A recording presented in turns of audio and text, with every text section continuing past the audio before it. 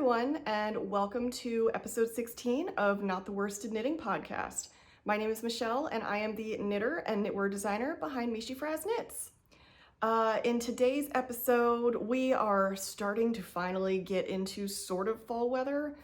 I say that because it's in the low 60s today, although I know full well this weekend we're supposed to actually get up into the 80s, I think. So I don't know, this is probably short-lived fall weather, but it's cool today. So I'm enjoying breaking out some of my fall items, which includes this shawl, which I guess I'll just go ahead and jump right in, start talking about what I'm wearing.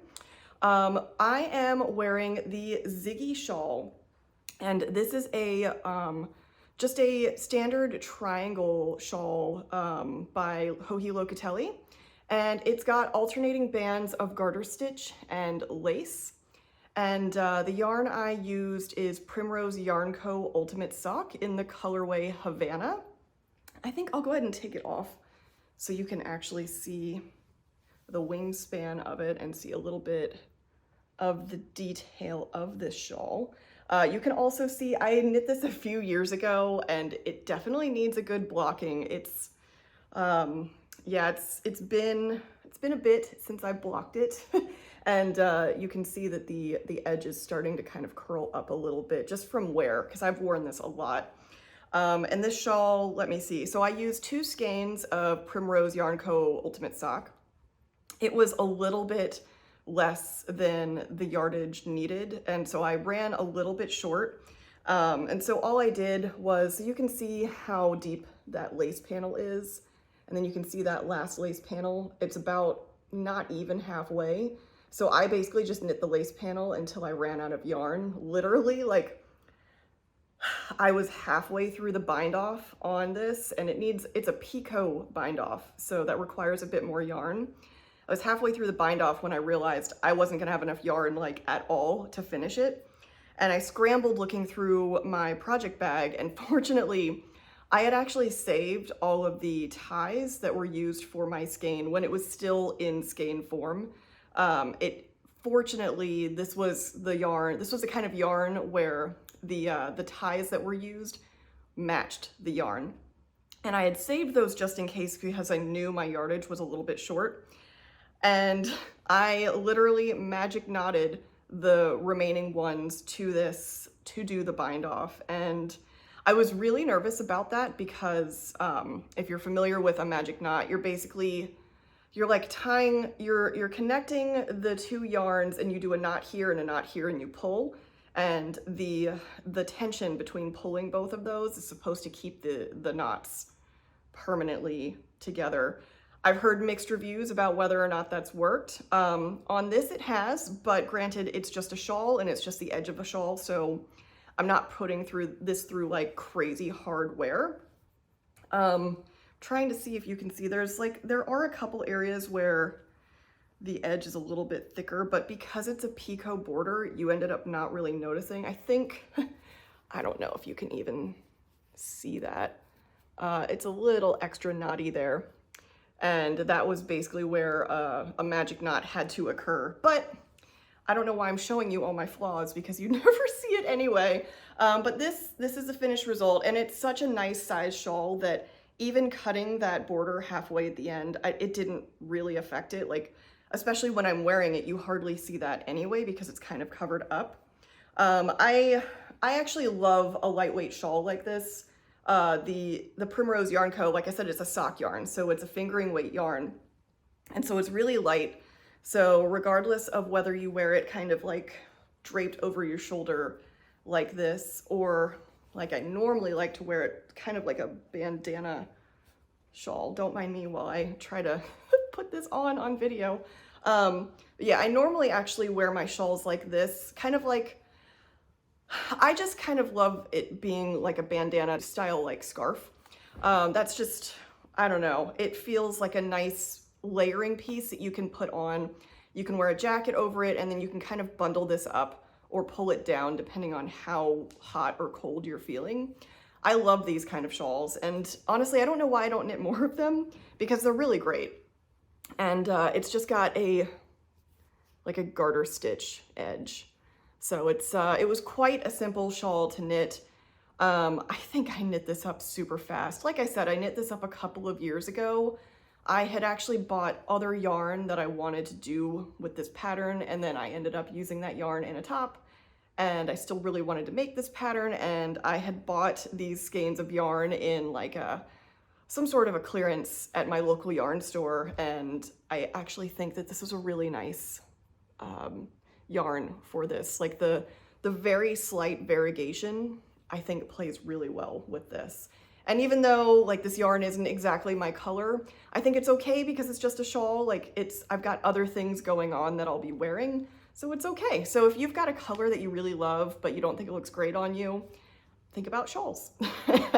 So yeah, I think that's all there is to say about that. So that is my Ziggy shawl, which I will now be wearing a bit now that the seasons are, now that it's not crazy hot in the summer anymore and we're kind of starting to get fall. So I pull this out in spring and the fall. I find that, I mean, I like to break up my wardrobe by seasons, but I find that I wear a lot of the same stuff in the spring and the fall, just kind of depending on how it is, because the weather's pretty similar here for that. So that covers what I'm wearing. I do actually have one finished object, so that's exciting. This was an unexpected finished object, but if you watched me last week, then you will recognize my Under the Ivy Cowl, which, yes, I now have a name for it. The name is from a passage from The Secret Garden. I wish I'd brought the book down so I could share it. Maybe I'll pop in an image of the passage so you can see it, but I was flipping through the book because, like I said, I was thinking about that book while I was working on it, and it just kind of kept making me think of that book. And I stumbled on this passage, and it was talking about experiencing and discovering this whole world after walking under the ivy. And I just thought that was perfect for this cowl. And I have really enjoyed the motif, and I kind of wanted to keep going with it. So I decided that I would make a beanie version. So I'm still working on the beanie pattern right now. The first thing I wanted to do was have a very autumnal feel. Obviously, we're going into autumn, and you know, this has got kind of those like neutrally tones, but I really wanted to see what it would look like in kind of these vibrant fall tones. And I have had some Spincycle in my stash for about a year now, so I guess it's nothing crazy. I'll actually start with the, so the main color is, I got this at Spincycle. It is Mandrake Moonspun in the color Dark Spruce, and this is their collaboration with Spincycle. And it's a sport weight. It's a sport weight 2-ply, 300 yards, and it's 100% American superwash wool. And so the deal here is, I believe Spincycle actually milled the yarn, and then they sent it over to Mandrake to dye, and then Mandrake sent it back to Spincycle to sell next to their yarn, so you could kind of pair together. So I have a skein of that, and then I have a skein of actual Spincycle. What is this? This is the Dyed in the Wool, which is also their sport weight. And this is in the color Rusted Rainbow. So it's the same 100% American wool, 200 yards. And yeah, I think that's basically, you know, if you know Spincycle, then you know. But it's interesting because in the skein, when it was still in hank form, I felt like it was actually a bit more orangey. And then when I knit it, it ended up being much more red, which I'm not necessarily mad about, but I was definitely hoping for more like orangey red tones. One thing I will note, and if you have worked with Spincycle in the past, then you will be familiar with this. As you're going through the color transitions, sometimes you just get to a color where it may or may not work super well with the other color if you're holding it with a main color. And that happened here, where I got to about here, and it went from this really beautiful orange to just straight up like dark brown. And so I knit up most of the flower, and I looked at it and I was like, uh-oh, you can't see the flower at all. Like, you couldn't see it. It was basically like really dark brown. So I decided I ripped it back and I did some yarn surgery, and I cut out a big portion, which you can see it's a pretty dark brown. And I mean, they were nice together, except that you couldn't see it. Like in anything but really bright light, you really couldn't even see, because they're basically the same tone, this dark spruce and the brown. So I cut all of that chocolatey brown out, which, you know, if you know how much a skein of Spincycle costs for 50 grams, then you know how much that hurts to do. And then I got back to knitting, and I was trying to still have it be like a transitional one where it still had some of the brown, so it wouldn't be kind of a jarring transition. But I kept having to cut more and more because it was still too dark. And then I found a medium brown, and then I did that, and it was kind of weird looking, still too dark. And then I finally found the right bit of orange. It went from like brown to orange here, and I felt like that actually melded pretty well, so I went with that. And then it just went to like red. And then at the very end, you actually lose it completely, but I'm not super mad about that for two reasons. One, because it's the crown and you don't really see that anyway, and that's not quite as important. And two, at the time I was playing with different crown motifs because I still wanted a little floral bit at the top. But I did these are actually two different motifs, and I don't like that I did that. In retrospect, looking at it, I want it to be uniform. I want it to be a single motif. And on top of that, I actually have adjusted the motif a little bit. But I think for the sake of this pattern and the fact that you can't really see it up there anyway, I think that's fine. So like I said, this is a sport weight version using Spincycle yarns, just because I really thought it would be fun to see this in a Spincycle motif, or in a Spincycle color palette with this motif, and that was kind of what I had on hand. But I would still like to have one that goes with my cowl. And what I had in my mind was to actually do the reverse, just alternate it to where for the beanie, the main color would be the green, which is Wild Thyme is the green, and then the contrast color would be the Driftwood, which is the lighter color. So with that, I should also mention, this cowl uses a US 5. I should have written down the needle sizes here. It uses a US 5. I'll put the conversion below for millimeters. And I was curious about using the same needle size for this guy. And it worked out beautifully on the sport weight yarn. And the sport weight yarn is a little bit plumper, so that it held its shape really well. The main thing I want when I'm knitting a beanie is I want it to be a little bit firm and a little bit thick. Like I don't want there to be a lot of gapping in my hat, because if I'm wearing a beanie on my head, it's because I want to keep my head warm. So I don't want it to be really loose. I want it to feel a little bit firm. And then when I'm doing a color work motif on a beanie, I don't really want it to be super floppy. Like I want it to have some structure. And so I actually feel like using that same needle size with a slightly plumper yarn gave a really nice effect. And I really like the way this has knit up. I think the gauge is really nice. I'm really, really happy with the fit, with the size, with the way it looks in the motif. So with that in mind, the yarn that I used for the cowl, it's Blue Sky Fibers Woolstok Light. And that is a fingering weight yarn. And while it does block and bloom nicely, it's still a fingering weight yarn. And you can see that. That's one of the things I like about the cowl, is that it does have that drape to it, because you've got a lighter weight fiber.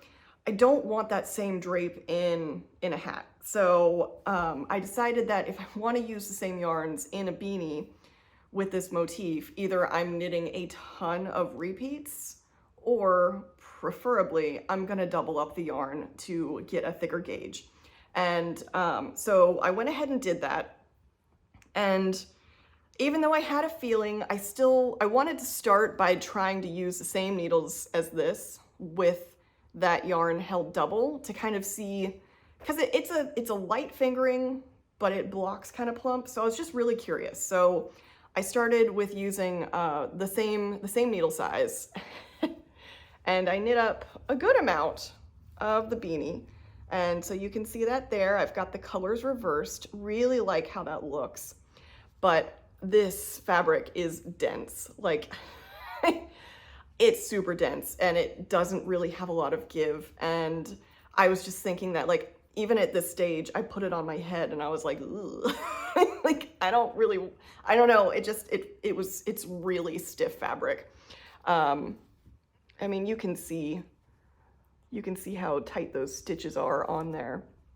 And so while I am really happy with how it looks in the reverse, I knew I needed to go up a needle size. So I decided to hold on to this just in case. One, it works as a great gauge swatch, and two, this yarn is so easy to spit splice that I was like, just in case I want to come back to it after blocking, maybe it softens, we'll just hold on to it and I'll do another version and see. So going on to my next work in progress, this is the second version, which I have gone up a needle size on both the ribbing and the body of the hat, and it already feels much nicer, just that one needle size. So I think it's fair to say that this is definitely the Woolstok Light held double is definitely more of a DK weight instead of the sport weight. That leads me to something I was thinking about with this beanie pattern, because obviously I was really trying to make it work with the same needle sizes, even though I knew that wasn't going to be the case. So I think what I might end up doing is just offering 2 gauge options for the beanie pattern, just because, I don't know, I think it would be nice to be able to make a companion piece to that, especially like if you have made the Under the Ivy Cowl and you want the companion beanie and you have used the Woolstok Light, it might be nice to see the version that also uses Woolstok Light, which means that you will use a different needle size. And the sizes will probably be slightly different just depending on how they measure out. I don't want to say what the stitch gauge is just yet because I haven't blocked it. So, you know, it might change a little bit once I block it. So we need to see on that. So I'm working through that. It'll be very similar to this. The only difference will be that I'm adjusting that floral motif a little bit, and that you'll probably actually be able to see the floral motif in that one. One other thing you might notice, it's really minor, but in order to have all of these motifs fit on the beanie and not be like a crazy, like long hat, I actually shortened the height of the ivy. So the ivy is pretty chunky on the cowl, which I really like. I like how substantial it is, but the motif wouldn't fit all the way without me starting decreases early, and I couldn't find a way to do the decreases within that motif without it starting to make the ivy look kind of weird. This is a unique, there's been some math I've had to do to make sure that this beanie will work, because this motif it's not a narrow motif. It is, all of this is one single repeat, which ends up being about 36 stitches. And that's tricky because when you're making multiple sizes, you want to make sure it's going to fit everybody, which is more reason why I actually think it might be nice for me to have a couple of gauge options for you to choose from, depending on, you know, basically a sport weight versus a DK weight yarn and the size range that comes with that. And just, you know, if you've bought sport or DK weight before, sometimes those yarns become a little bit interchangeable. So you might do a gauge swatch thinking you want one and end up with the other and still get a gauge that matches. So all this to say, keep an eye out for the beanie pattern coming soon. I just restarted this last night, so I don't think it'll take long. I knit this in a couple of days. Something I love about knitting beanies is that once you know what you're knitting, it just goes so fast. And this is basically like a medium or like a women's size 2 hat.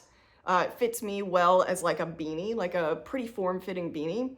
And yeah, this took no time to knit. It also didn't even use half a skein of each of these. Let's see, I wrote down what it used. So the main color of this guy, it used 0.37 of the skein, which is 28 grams.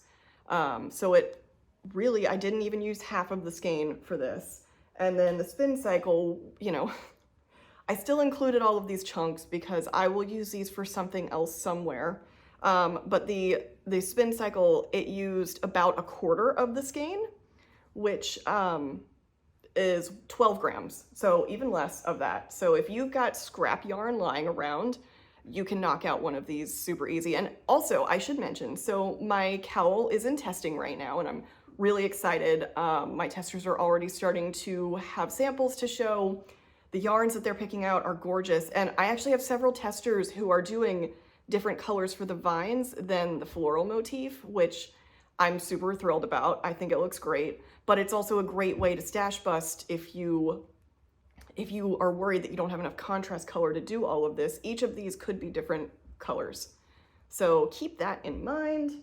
I'm hoping to finish this beanie soon, and then like I've sort of gotten the pattern written up, but I know that there's some adjustments I need to make now that I'm gonna have multiple gauges, and then I'm still kind of working through the increase or the decreases at the top and the floral motif at the top. So once I make sure that that is how I want it and the fit is good, then I will wrap up that pattern, get it to my tech editor, and then I will get that in testing soon, with the hope being that the beanie pattern will release not long after the cowl pattern. So then you can kind of have your companion pieces going into fall.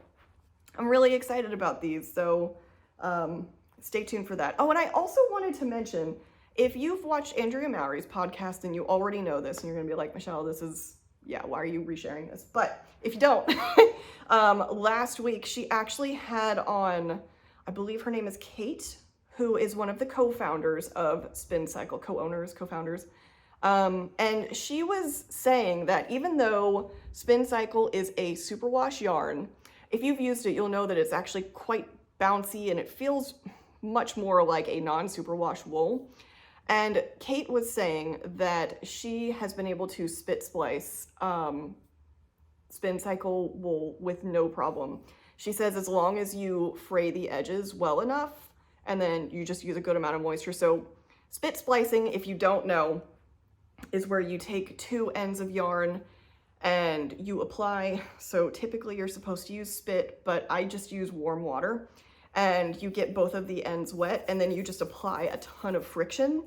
And once you've done that enough, and it needs to be with animal fibers and preferably non-superwash. Like, it doesn't typically work with superwash.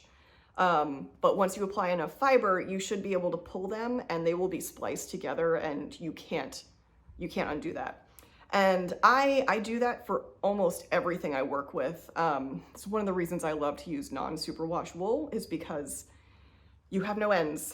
You have the beginning end and the end, and you don't have to worry about weaving in a ton of ends unless you've got some crazy color work going on. But I thought that was actually a really good fact to know. So even though I've got all of these little pieces, I might just consider spit splicing them back together and see how that works for whatever I do next. I will say though, I don't hate weaving in ends. It doesn't bother me too much. Like, I had to weave in a couple separate ends for this and it was fine.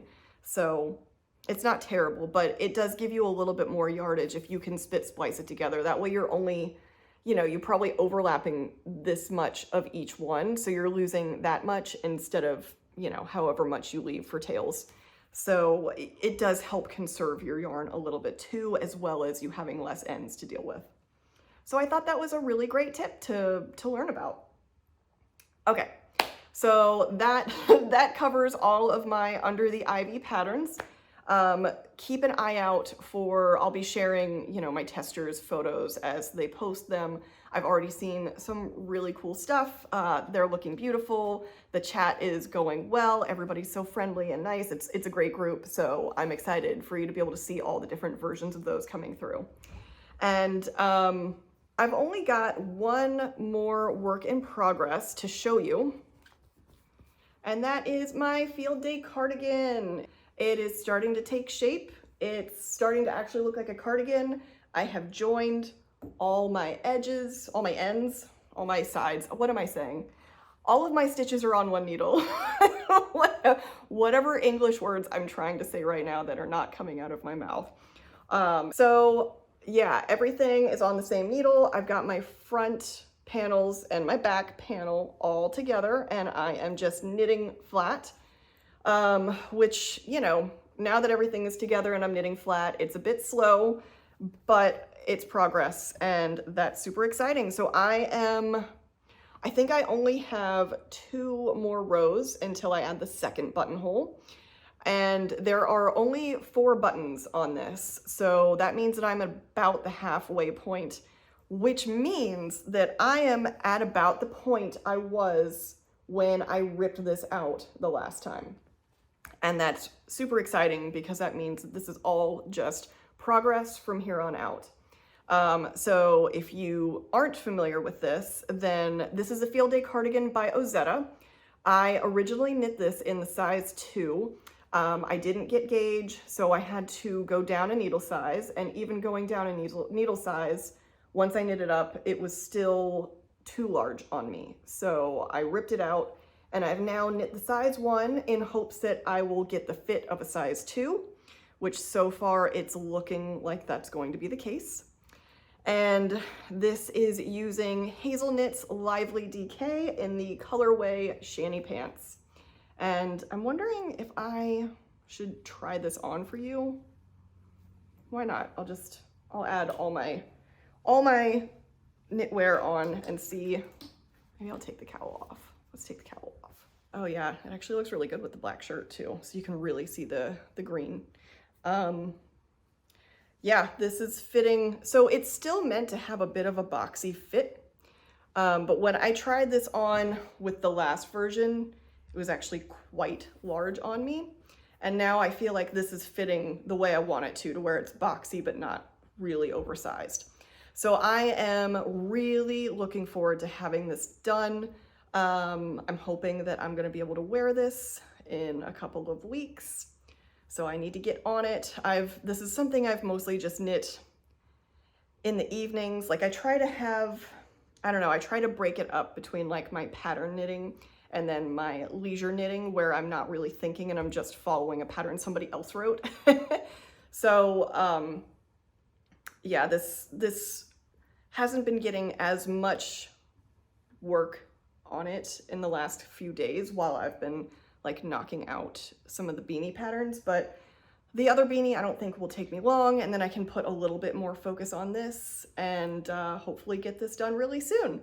So this has been a really fun pattern to knit, and I think that's saying something considering I've knit it twice, just about. And it's got that same interesting construction as the moon set tee, where you start with the back panel, that's where you do your shaping, and then you add on each of the front panels separately, and then you join in the round. And the button band is done. Oh, I'm losing stitches. Okay.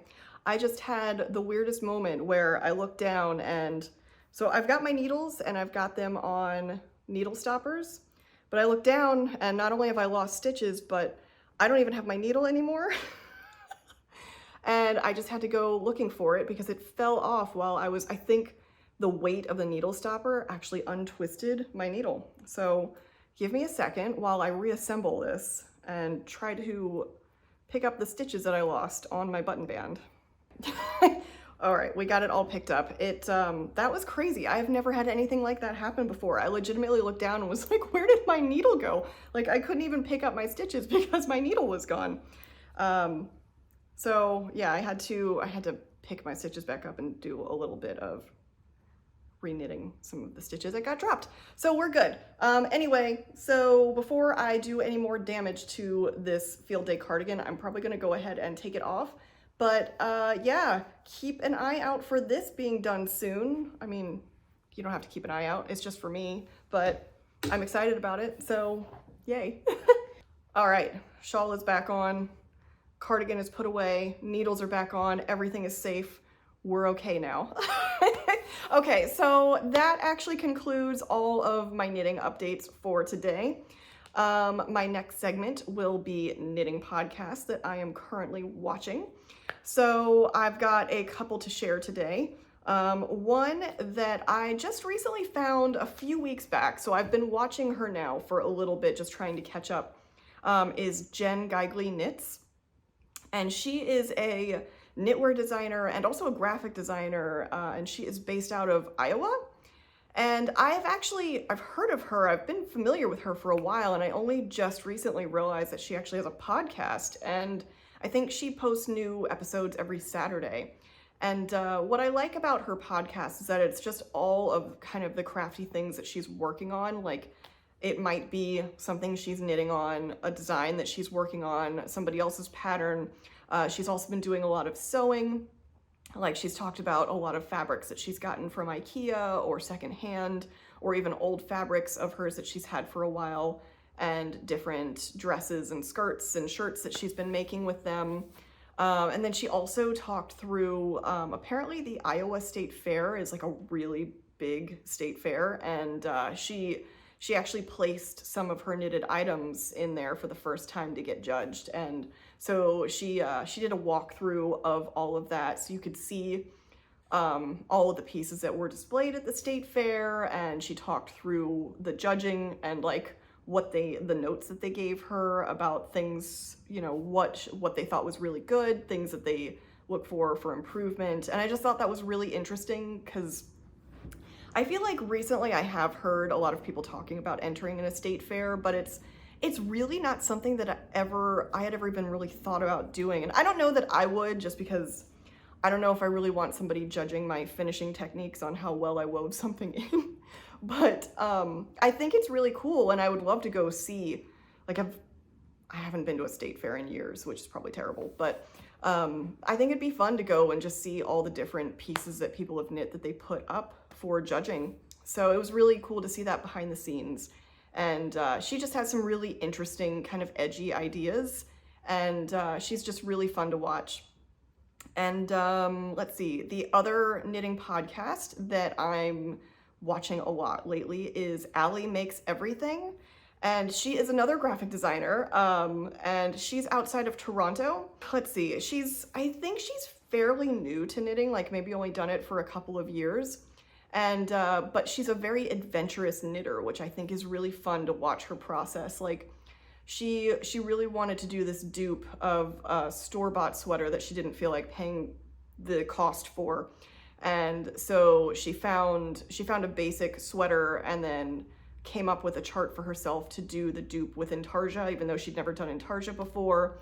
And it's just things like that where she sees something she really wants to make and she kind of figures out how to do it and doesn't let all of the ideas of, oh, I've never done intarsia before, get in the way of her trying it, which I think is great, because actually, you know, if you think about it, like, I don't know about you, but when I was a beginner, there were some projects that I took on that were maybe more complicated, but I didn't know any better. And so you don't have that fear in your head of like, oh God, I'm doing intarsia, is it gonna be terrible? You're just like, oh, okay, I have to hold this yarn separately and twist the yarns and it's fine.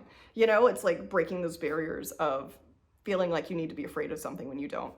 But she does some really cool pieces, and also her background is like a library. Like, she has these bookshelves behind her that are just loaded with books, and I think she's also got them like color coordinated, and it's just beautiful. She talks a lot about what she's reading, and also I think she dabbles in writing herself, and that's really interesting. And then she also has a really cute dog who I think is named Copper. But I just discovered her also a couple of months ago, and I've really enjoyed her podcast, because I feel like she's got a slightly different perspective on things, and So those are two that I would definitely recommend checking out if you haven't watched before.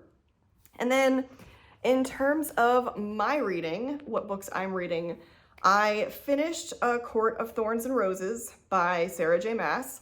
Last week I talked a lot about how I felt like I was finally part of the party, that like everybody's been talking about these books and read these books, and I felt like I was a little late to the game, but I got there. So not everybody, a lot of people warned me that the first book in that series was the worst and you had to kind of get through it to get to the rest. And I did find that to be the case. I just finished it, and it's interesting because the first quarter of the book, I actually was quite intrigued because you were starting to be introduced to this world and the different worlds kind of living together, but not at peace with one another, and taking these two characters from different worlds and putting them together and following along on that journey. But then about halfway through, it got a little bit, it started to feel like a slog. And so I got through to the end. I don't know, I feel like there were a few sort of problematic themes, but I know that everybody was saying just get through the first book and it gets better. So I literally just grabbed the second book, which is called A Court of Mist and Fury. And I'm not far enough in that to really say anything yet, but I'm hoping that'll be the case where from here on out, it's gonna get really good. So we'll see. Jury's still out. I think it was helpful that I was warned that the first book of the series wasn't great. So I'm still holding out hope that things are gonna get a little bit more interesting as we progress on that. So I'll keep you updated as I read through that, if it's something that I end up recommending or not. I mean, you know, take it or leave it. You can take my words with a grain of salt. You might be listening to me and be like, that first book was great. I don't know what you're talking about. So totally fair. But that's basically all I've got to chat about today. So I'll come back to you hopefully next week. I will have some updates on my beanie. I think I'm going to be breaking out some of my fall knits, so I might do a video where I chat about some of my fall knits that I like to wear. So we'll see. Once it starts to feel like fall is when I feel like I'll be able to break all of that out. But until next time, if you would like to get in touch with me, I am meeshyfrazz on Instagram and Ravelry. You can email me at meeshyfrazz@gmail.com, and you can find me at my blog, which is meeshyfrazzknits.com. And I will chat with you next week. Bye.